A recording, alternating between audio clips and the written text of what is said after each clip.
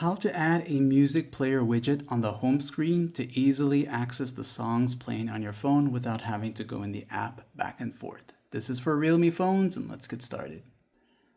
The fastest way to this is long pressing a blank area like this here, and you're going to see widgets as an option. Go into widgets, and you'll just go down the list of all the widgets found on your device. So depending on how many music players you have on your device at the moment, you can either get that of the Realme one or any that you have installed recently. So say for example, this one here, you'll tap on it.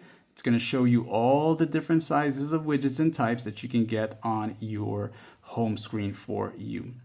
So let's just say I decided to go with one of these here, like this one here. I'll tap it, I'll press add, and it's going to appear just like this here. Now, when I'm done here, I can play a pause, forward, backtrack, or I can long press it and bring it down to wherever I wanted it to be, or bring it over to the next page. And that's basically it for this guide here.